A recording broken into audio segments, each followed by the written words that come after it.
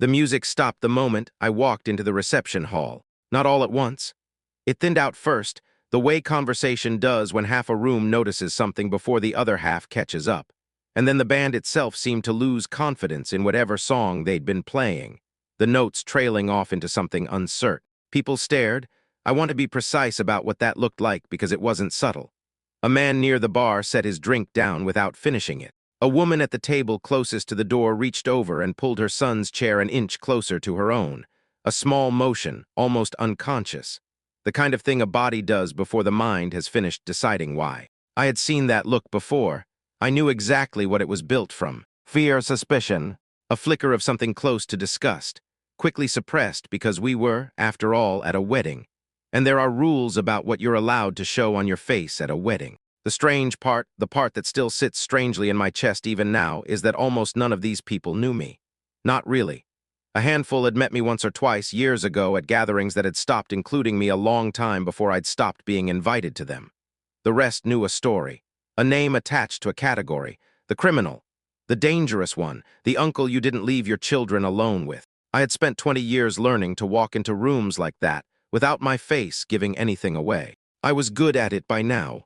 The only reason I was standing in that doorway at all was because Emma had asked me to come. Begged me, really, in the particular tone she'd used since she was 9 years old. The tone that always made it impossible for me to say no to her. Because she was the only person in that family who had never once looked at me, the way the woman by the door was looking at me now. I scanned the room for her. She was near the head table, in white, laughing at something her new husband had said, completely unaware yet of what her uncle's arrival had just done to the temperature of the room. I thought about turning around and leaving before she saw me. I didn't. That decision, staying in that doorway instead of walking back out to my car, turned out to matter more than I understood at the time. I need to go back 20 years to make any of this make sense, not because I enjoy revisiting it. There are entire stretches of those years I've spent a long time trying not to think about. But the wedding doesn't mean anything without understanding what happened on a wet Tuesday night in October, 2 decades earlier, when my father's car drifted across a center line on Route 9 and changed the direction of my entire life. My name is Thomas. I was 26 that year. My father, David, was 58, a tenured professor of economics at a university with a name people in our town said with a certain reverence, the kind of institution my parents had built their entire sense of who they were around. My father had published books. He sat on committees. He had, by that point in his career, accumulated the specific kind of respectability that takes decades to build and almost nothing to destroy. He had also, on that particular Tuesday, had 3 glasses of wine at a faculty dinner before deciding he was fine to drive home. He wasn't fine. The other driver survived. I want to say that clearly up front, because it matters. Nobody died that night. But the woman in the other car spent 11 days in the hospital with a fractured pelvis and internal injuries that required 2 surgeries, and the investigation that followed was thorough enough that it was only ever going to end one way for whoever had been behind the wheel. My father called me at 1 in the morning. I remember the specific quality of his voice. Not the voice I'd grown up with, measured, a little formal. The voice of a man who chose his words the way he chose his ties. This was something underneath that voice, raw and frightened in a way I had genuinely never heard from him before. He told me what happened. He told me the blood alcohol test results would be back within the day. He told me in a roundabout way that took him several minutes to actually arrive at what it would mean for his career if this became public with his name attached to it. Tenure didn't protect you from a DUI causing serious injury. The university had policies. The board had expectations. 26 years of building a reputation, undone in a single drive home he hadn't needed to make. I drove to my parents' house that night. My mother, Linda, was sitting at the kitchen table when I arrived, still in her robe, her hands wrapped around a mug of tea she wasn't drinking. My father sat across from her, gray-faced, staring at a spot on the table like it owed him an explanation. Nobody said it directly at first. That's the part I want to be honest about. Nobody sat me down and asked me to take the blame for a crime I hadn't committed. It built instead the way these things build in fragments and implications. My father talking about what would happen to his pension if he lost his position before retirement eligibility. My mother talking, quietly, about what it would do to my younger sister Carol, who was applying to law school that year, and had built her entire application around being the daughter of a respected academic family. And somewhere in the middle of that conversation, my father looked at me and said the thing that actually started everything. "You don't have anything to lose the way I do, Thomas." I want to tell you I understood in that moment what those words actually meant. I didn't. I heard them as a fact, almost a kindness, the way a family discusses who has the flexible schedule to take time off work for a sick relative. I had a mid-level job at a logistics company. I wasn't married. I didn't have children.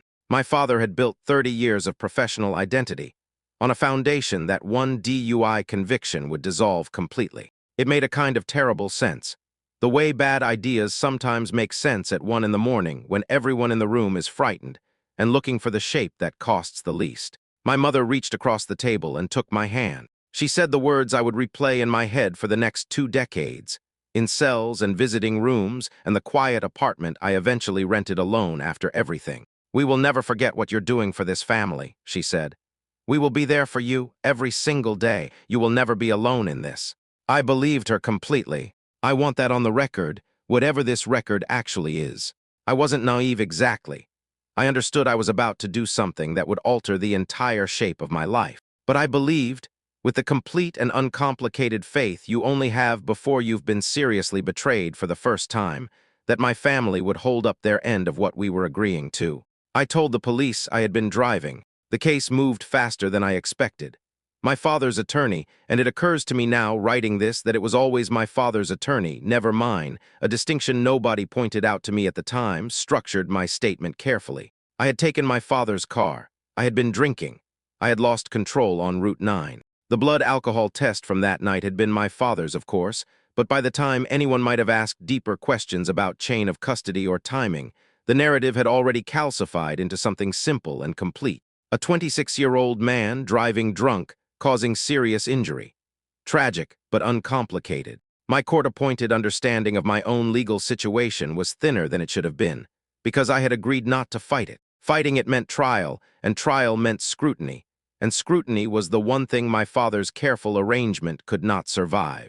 I pled guilty. The judge was not unkind, in the limited way judges can afford to be kind during sentencing. He noted my lack of prior record. He noted the seriousness of the victim's injuries. He sentenced me to 4 years, with the possibility of release in 2.5 with good behavior. My mother cried in the courtroom gallery. My father sat beside her with his hand on her back, his face arranged into an expression of appropriate devastation. I remember looking at them both, just before the bailiff led me out, and feeling something that I can only describe now as a kind of grim calm. I had done something enormous. I had done it for them. And I believed in that moment that the next several years would be hard but survivable, because I would be doing them with the knowledge that my family was behind me. I had no real understanding yet of how wrong that belief was going to turn out to be. The first few months were almost exactly what I'd expected. My mother visited every other week. My father came less often. Prison visits unsettled him in a way he never said out loud, but that showed in the stiffness of his posture, the way his eyes moved around the visiting room like he was calculating exits. Carol came twice in the first 3 months, sat across from me looking faintly nauseated by the fluorescent lighting and the noise, and talked mostly about her law school applications. I told myself this was normal, adjustment. People needed time to find a rhythm with something this difficult. The visits from my mother became monthly by the 6th month. The phone calls, which had started as long, halting conversations where she'd ask about my days and tell me about the neighborhood and fill silence with whatever small details she could find, became shorter. 5 minutes, then less. She'd ask if I was okay. I'd say I was managing. And then there would be a pause where neither of us knew what came next. And she'd say she had to go because dinner was on the stove, or because my father needed the phone, or because of some other small obligation that always seemed to arrive at exactly the moment our conversation needed substance. My father stopped visiting entirely around the 8-month mark. He sent a card on my birthday, a generic one, the kind you'd buy in bulk at a drugstore, with a few lines in his careful handwriting about how proud he was of my strength and how things at the university were going well. His position had survived, I noted, reading that sentence several times, and how he hoped I was doing all right. He did not mention visiting. He did not mention the 4-year sentence I was 3 months into serving for a blood alcohol level that had never been mine. I sat on my bunk that night holding that card and felt something shift inside me that I didn't have language for yet. Not anger, Not exactly. Something closer to a slow, cold recalibration. The beginning of understanding that the promise made at that kitchen table, "We will never forget what you're doing for this family," had perhaps already been forgotten, quietly, somewhere in the months between the sentencing and that drugstore birthday card. I told myself it would get better. It did not get better. By the end of my first year, my mother's visits had stopped completely.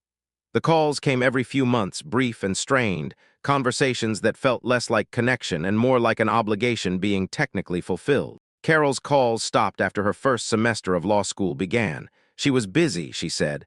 It was a demanding program. She'd call when things settled down. She never called again. I spent the second Christmas of my sentence in the visiting room, alone, watching other men's families crowd around plastic tables with homemade cookies and children climbing into laps. And I understood, with a clarity that arrived all at once instead of gradually the way I'd expected, that I had given my entire life to a family that had already, quietly and without ceremony, decided to move on without me. Nobody had told me directly. Nobody needed to. The silence said everything that needed to be said. The remaining year and a half of my sentence passed the way I imagined drowning passes, if drowning happened slowly enough that you had time to get used to it. I missed Carol's law school graduation. I learned about it from a single line in one of her increasingly rare emails. "Graduated last week. Things are good," with no photographs, no details, nothing that suggested she'd thought of me while it was happening rather than after, as an afterthought, a box she was checking. I missed my grandmother's funeral. My mother told me about it 3 weeks after it happened, in a phone call where she explained, with the particular brand of gentle reasonableness she'd perfected, that they hadn't wanted to upset me with the news while I had enough to deal with. I sat with that explanation for a long time after we hung up, turning it over, trying to find the version of it that wasn't actually about protecting themselves from having to explain why a furloughed visit or a phone call during the service wasn't something they'd even attempted to arrange. I missed 2 of my cousins' weddings. I missed every single one of my parents' anniversaries during those years, including their 30th, which I found out later they had celebrated with a dinner party for 40 people at a country club. A detail I learned secondhand, from someone else's careless mention, months after the fact. I want to be honest about something here, because this story doesn't work if I'm not honest about it. There were other men in that facility whose families had abandoned them far more completely, far earlier, with far less initial investment than mine had made. I wasn't unique in my isolation. I understood that even then. But understanding that you're not uniquely unlucky doesn't actually make the specific shape of your own abandonment hurt any less. It just makes you feel slightly ashamed of how much it still hurts. By my 3rd year, the year I should have been released, had circumstances inside the facility not added 4 months to my sentence over a disciplinary issue I won't go into here, except to say it was minor and avoidable and entirely my own fault, a consequence of having stopped, by that point, caring very much what happened to me. I had stopped expecting calls. I had stopped checking the visitor list on Sundays. I had built, without really deciding to, a kind of internal architecture that simply didn't include my family anymore. Not because I'd resolved anything, just because the alternative, continuing to hope, continuing to be disappointed, had become a cost I could no longer afford to keep paying. I was released on a Tuesday morning in April, 3 weeks past my original eligibility date, with $200, a duffel bag of belongings that had shrunk considerably over the years, and an address for my parents' house that turned out to be wrong. I want to describe that moment carefully, because it's the one that I think about more than almost anything else from that entire period. I took a bus to the house I'd grown up in, the house where I'd sat at that kitchen table while my mother held my hand and promised I would never be alone. There was a different family living there, a young couple, a child's bicycle on its side in the front yard. The woman who answered the door was kind enough, confused by my questions, and told me the people she'd bought the house from. She remembered the name. David and Linda had moved out of state almost 2 years earlier. She didn't have a forwarding address. She didn't think they'd left one with anybody on the street either. I stood on that porch for a long moment. I called the number I had for my mother. It had been disconnected. I called Carol. The number connected, rang 4 times, and went to a voicemail box that was full and not accepting new messages. I sat down on the curb in front of my childhood home with my duffel bag beside me and $200 in my pocket, and I understood completely and finally that the family I had sacrificed everything for had not simply drifted away during my incarceration. They had left, deliberately, without telling me, without leaving a way for me to find them. I won't pretend that moment didn't break something in me. It did. But I also want to say, because this part matters for what comes later, that it also clarified something. There's a particular kind of freedom that arrives once you stop waiting for people who have already decided not to come. It's not a good freedom. It's not one I'd recommend anybody seek out. But it's real, and once I had it, I found I could finally start moving forward instead of constantly turning around to check if anyone was behind me. Nobody was. So I stopped checking. The next several years were not dramatic. I want to be honest about that too, because this isn't a story about triumphant reinvention, not really. It's a story about the slow, unglamorous work of building a life back from almost nothing. I found a room to rent above a hardware store owned by a man named Ray, who didn't ask many questions about my record beyond what he was legally required to ask, and who decided, after about 2 months of watching me show up on time and do good work, that whatever had happened in my past wasn't his business. I worked the floor at that hardware store for a year before Ray started teaching me the parts of the business he actually cared about. The contractor accounts, the special orders, the relationships with the trade customers who came in every week. It wasn't the life I'd imagined for myself at 26. It was smaller, quieter, built without any of the assumptions I'd grown up with about family and continuity and the people who were supposed to be there. But it was mine, in a way nothing before it had been, and there was something in that ownership that I came to value more than I expected to. I moved into my own apartment after 18 months, small but clean, with a window that looked out over a row of maple trees that turned a genuinely spectacular color every October. A small private joke I had with myself about the timing of things. I didn't date much during those years. I didn't build a large circle of friends. I kept to myself in a way that some people might have called lonely and that I mostly experienced as peaceful. After everything, peace felt like enough. I thought more often than I expected to about my parents, about Carol. I never reached out.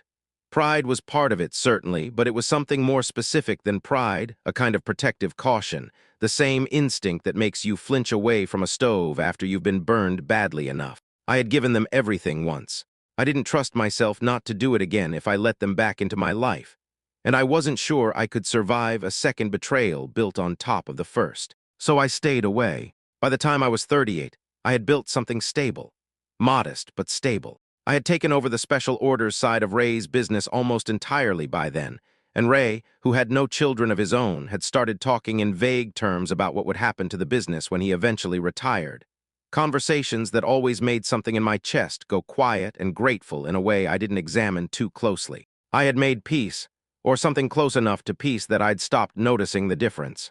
And then, on a Thursday evening in March, my phone rang with a number I didn't recognize. I almost didn't answer it. I developed a habit over the years of letting unknown numbers go to voicemail, a small defensive reflex left over from a period when unexpected calls rarely brought good news. But something made me pick up that particular evening. I've never been able to explain what exactly, except to say that some instincts don't need explaining. Uncle Thomas. I hadn't heard that voice in 11 years. But I knew it instantly, the way you know certain voices regardless of how much time has passed, because some part of you has been listening for them the entire time without admitting it. Zemma. She started crying almost immediately, which made it hard for her to talk. And I sat on the edge of my bed holding the phone and waiting, giving her the time I'd learned over the years that people need when they're trying to say something that matters. Emma was Carol's daughter.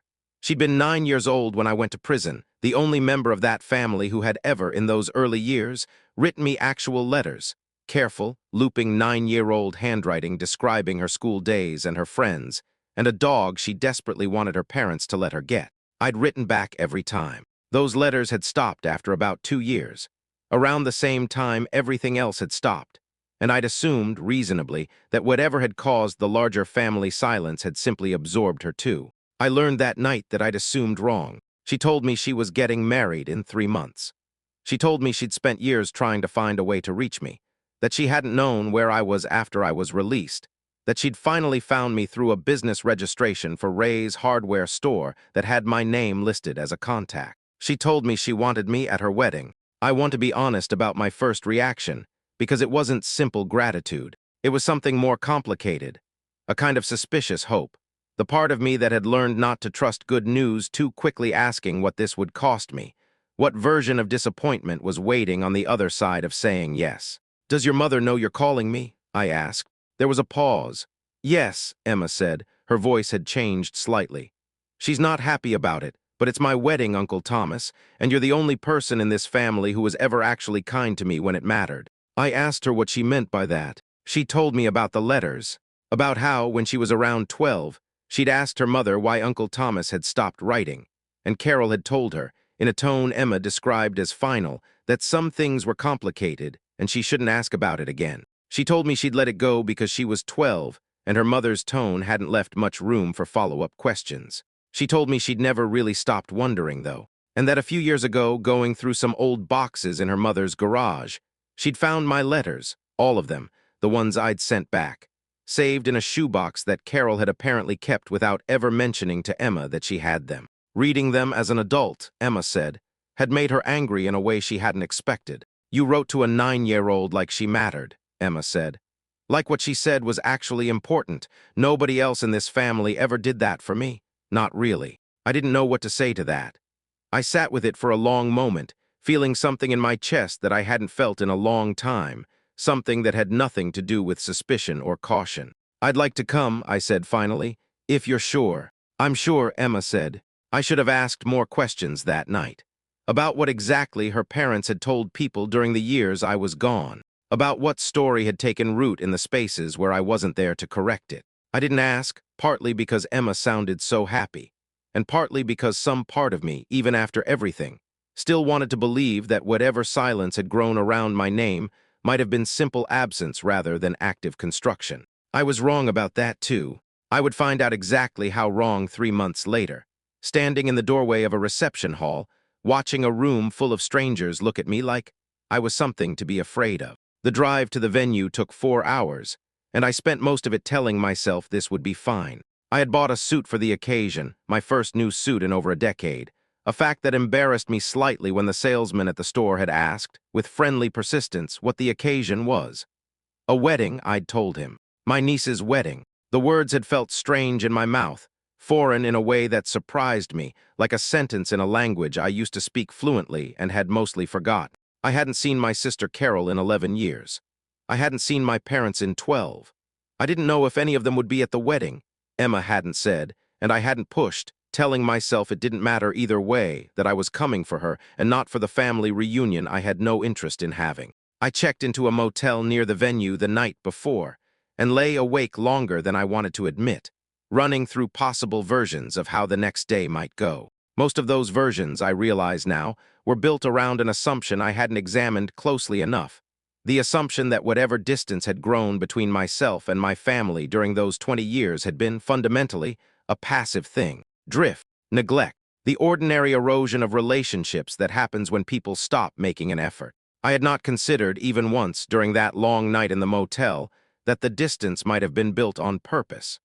Constructed, deliberately, the way you construct anything you intend to last. I arrived at the reception hall the following evening at exactly the time listed on the invitation, wearing my new suit, carrying a wrapped gift Emma had specifically told me not to feel obligated to bring, and walked through the front doors into a room full of people I hadn't seen in 2 decades. The music stopped almost immediately. I want to walk through what happened next slowly, because at the time it happened too fast for me to properly understand it, and it took the rest of that evening and the weeks that followed to fully piece together exactly what I was looking at. A woman near the door pulled her son's chair closer to her own. A man at the bar set down his drink, his eyes tracking me across the room with an expression I would have called fear if I'd seen it on a stranger's face anywhere else. I heard from a table near the entrance a whispered word I wasn't meant to hear but did. Dangerous. I scanned the room for Emma and found her near the head table in her white dress. And for one suspended moment, before she'd noticed me, I stood in that doorway and understood. Not yet the specifics, not yet the mechanism, but the basic shape of what 20 years of silence had actually been used to build. It hadn't been absence. It had been construction, and I was about to spend the rest of that evening finding out exactly what they'd built, and exactly why. I stood in that doorway for what felt like a long time, but was probably no more than 10 or 15 seconds before Emma saw me. Her face changed the moment she did. Relief, joy. Something open and unguarded that stood in sharp contrast to every other face in that room. And she started moving toward me through the crowd, gathering her dress in one hand, leaving her new husband mid-conversation with an apologetic gesture over her shoulder. But in those 10 or 15 seconds before she reached me, I had time to notice things I wouldn't otherwise have noticed. The way you notice details in the instant before a car accident. Your senses sharpened by some old animal instinct toward danger. A man near the bar, perhaps 60, leaned toward the woman beside him and murmured something without taking his eyes off me. I couldn't hear the words. I didn't need to. I'd seen enough conversations like that one in enough rooms to recognize the shape of it. A teenage boy at a nearby table actually stood up and moved his chair, a small migration toward the far side of the table, putting an extra body's width of distance between himself and the doorway where I stood. An older woman I almost recognized. A second cousin, maybe, someone from the periphery of family gatherings decades ago, caught my eye for half a second and then looked away so quickly it was almost comedic. If anything about that evening could have been comedic. Emma reached me before I had to stand there processing it any longer. "You came," she said, and hugged me, and I felt the rigid attention of the entire room on the two of us. Dozens of eyes tracking the bride embracing the man they'd apparently been taught to fear. "I told you I would," I said. She pulled back and looked at my face, and something in her expression shifted. She'd seen something in it. Some leftover trace of what I'd just absorbed in that doorway, and her smile faltered slightly. "What's wrong?" she asked. I didn't answer right away. I didn't entirely know how to answer, not yet, not without more information than I currently had. "Nothing," I said. "Long drive, I'm a little tired." She didn't believe me. I could see that she didn't. But she let it go, for the moment, and pulled me toward a table near the back where she'd apparently reserved me a seat, and introduced me to a few people at that table with a determined cheerfulness that felt, even then, like she was working harder at it than the introductions should have required. I sat through the first hour of that reception with the careful, watchful stillness I'd learned in prison, the specific skill of occupying space without drawing additional attention, of making yourself smaller in rooms where being noticed carried risk. I'd hoped I would never need that particular skill again. It came back easily, which told me something about how deep it had actually gone. I watched people watch me. I watched conversations stop when I came within earshot and resume, in lowered voices after I'd passed. I watched a woman pull her daughter. She looked about 7 away from the dessert table when I approached it, with a swiftness that left no room to interpret it as coincidence. By the time the first dances had finished, and the room had settled into the looser, louder rhythm of a reception in full swing, I had stopped telling myself this was my imagination. Something specific had been built around my name in that family over the course of 20 years, and it had been built thoroughly enough that strangers, people who had never met me, who knew nothing about a courtroom or a sentence or a quiet drive home from a faculty dinner that had never been mine to take responsibility for, were instinctively protecting their children from me. Emma found me again during a lull in the music, slipping into the seat beside mine with the particular urgency of someone who has been working up the courage to say something. "I need to tell you something," she said, "and I need you to not be angry at me for not telling you sooner." "Okay," I said. She took a breath. "There's a story this family tells about you," she said. "I didn't know how bad it was until a few years ago. I think I'd absorbed pieces of it growing up without really examining it. The way you absorb things about people you're told to be careful around, without anyone ever sitting you down and explaining exactly why." "What's the story?" I said. It wasn't really a question. I think I already knew by then the general shape of what she was about to tell me. I just didn't yet understand the specifics or the scale. "That you were violent," Emma said. "That there was more to the accident than just the DUI, that you'd had a history before that of losing control, of being unpredictable. That the family was scared of you. That's why nobody visited you in prison. That's why we moved without telling you where. That's why nobody talks about you at family things, except in this careful, frightened way, like you're someone who might show up and hurt somebody." I sat very still while she said this. I want to describe what that felt like because I've never found adequate language for it in the years since. It wasn't simply hurt, though it was that too. It was something closer to vertigo, the specific disorientation of discovering that an entire structure you'd been standing on without knowing it had been built by other people, for their own purposes, out of your own life. "I didn't do any of that," I said, My voice came out quieter than I intended. "I know," Emma said. Her eyes were wet. "I know, Uncle Thomas, I found the letters. I know who you actually are. That's not what I'm telling you because I believe it.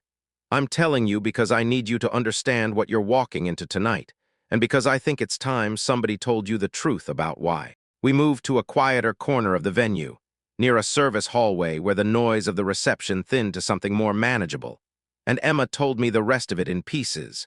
The way people tell you difficult things when they're working out, in real time, how much they're capable of saying. It had started, she said, almost immediately after my sentencing. Not a grand decision, not a single dramatic conversation, but something that had accumulated the way these things accumulate, a series of small explanations, offered to relatives and family friends who asked reasonable questions about why Thomas wasn't around anymore, why nobody visited him, why his name had quietly stopped coming up at gatherings. At first, Emma said, the explanations had probably been simple and not entirely false. He's serving a sentence. It's difficult for everyone. We're focusing on moving forward. But somewhere in that first year, the explanations had started to shift. Emma had pieced this together slowly, mostly from things she'd overheard as a child without understanding their significance. And later, as an adult, from a handful of relatives who'd been willing to talk once she started asking direct questions. My father, David, had been the one most invested in the shift, she believed. Not because he hated me.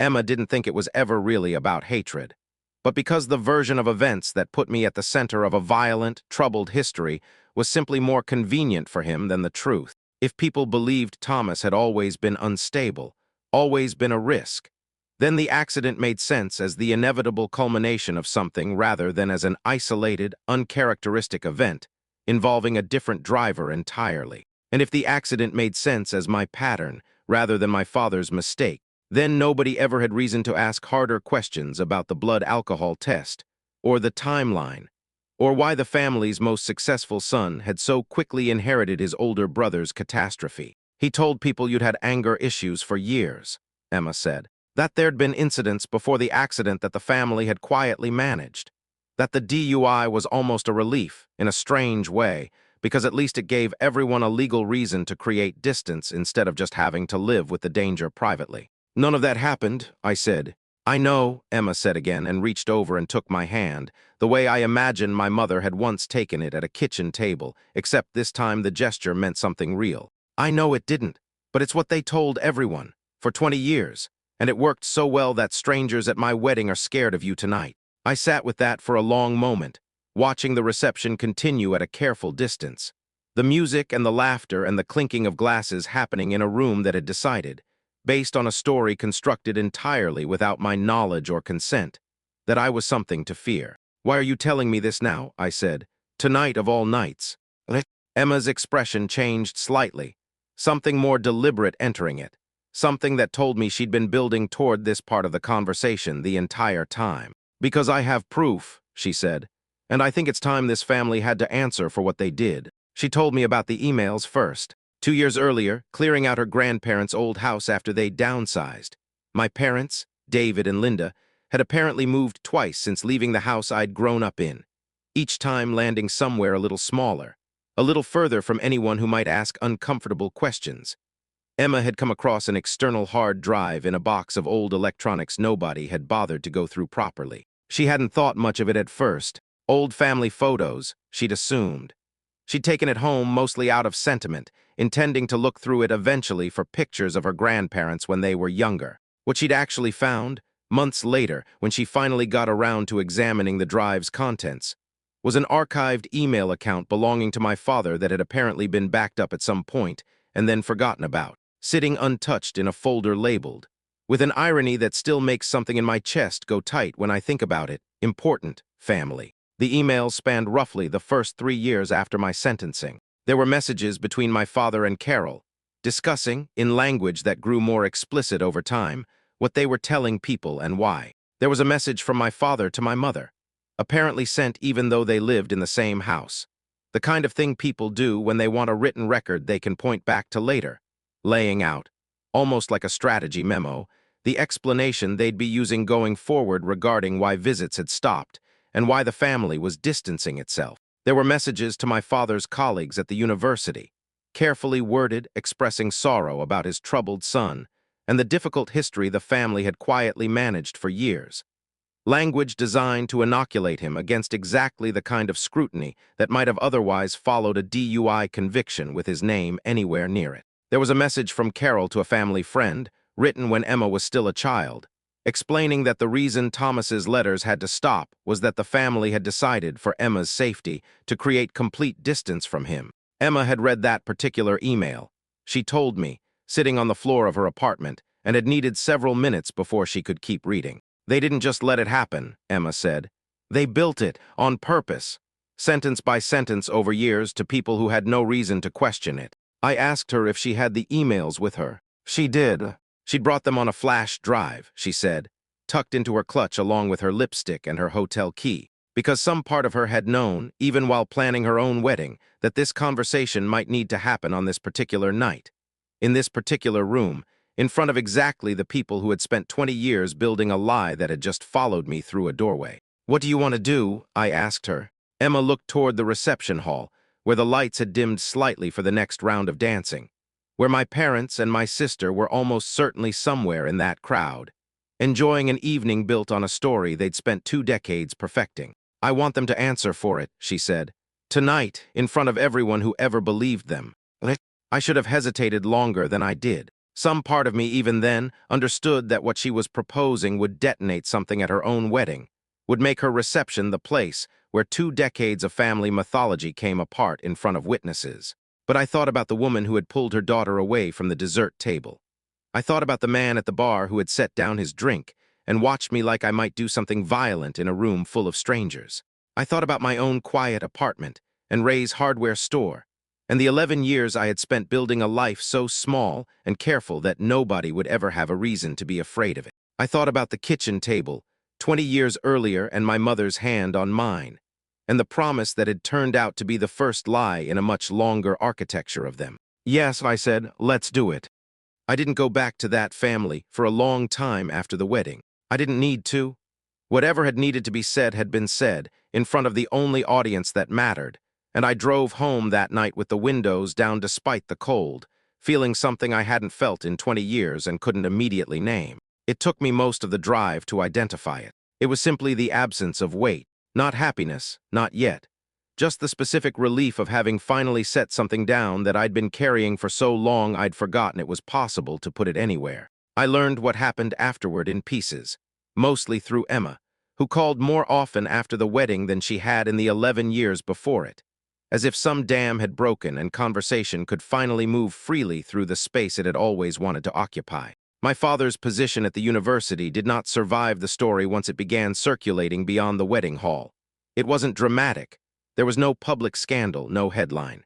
It was quieter than that, and in some ways more thorough. A few colleagues who had attended the wedding, or heard about it from someone who had, began asking careful questions. A retirement that had been vaguely planned for sometime in the next few years arrived considerably sooner than anyone had expected, framed in the department newsletter with the careful, bloodless language universities use when they want a departure to look voluntary. My mother and father moved again, the 3rd time in 20 years, though Emma told me this move had a different quality to it than the others. Less escape, more exile. Fewer people called. Fewer cards arrived at the holidays. The isolation they had spent 2 decades constructing around my name had, in the end, found its way back to the people who'd built it. Carol didn't speak to Emma for almost 6 months after the wedding. They've since repaired some of that slowly, in the careful way mothers and daughters do when something has broken that both parties want eventually to fix. I don't know everything that passed between them. I haven't asked. Some reconciliations aren't mine to know the details of. I rebuilt something with Emma instead in the years since. That felt less like recovering a relationship, and more like building a new one from scratch with someone who happened to share my blood. She and her husband visit twice a year. I taught her how to refinish furniture last summer, a skill I'd picked up somewhere in my years at Ray's, and she was terrible at it in a way that made both of us laugh harder than the activity probably warranted. Ray retired 18 months ago. The business is mine now, in every sense that matters. Emma came to visit 2 years almost exactly to the day after the wedding, on a Saturday afternoon in early spring, the maples outside my apartment just beginning to bud. She brought a framed photograph, wrapped in brown paper, and handed it to me at my kitchen table with a kind of careful ceremony that told me she'd thought about this moment for a while before arriving. I unwrapped it slowly. It was a photograph from the wedding. Not one I'd seen before, taken sometime before the speeches, before any of it, by a photographer who'd apparently caught the two of us standing together near the edge of the dance floor. Emma in her white dress, me in my new suit. Both of us laughing at something that had happened just out of frame. I was smiling in the photograph. Not the careful, contained expression I'd worn through most of my adult life, the one built for rooms where being noticed carried risk. An open smile, unguarded. The smile of a man standing beside someone who belonged to him in a room where he belonged too. "I wanted you to have this one," Emma said. "Not because of everything that happened later that night, because of this. Because this is what was actually true the whole time before anyone ever tried to convince you otherwise." I looked at that photograph for a long time. For 20 years, my family had told a story about who I was to anyone who would listen. They had built it carefully, sentence by sentence, email by email, until it had become solid enough that strangers flinched from me in rooms I'd never been in before. They had taken something that was never mine to lose, my own name, the simple truth of who I actually was, and spent 2 decades making sure almost nobody who heard it could recognize the difference between the lie and the man. It had taken one evening, one young woman with a flash drive and enough courage to use it, to take it all back. My family spent 20 years convincing people I was dangerous. One afternoon of truth destroyed everything they built and gave me back everything they stole. My name,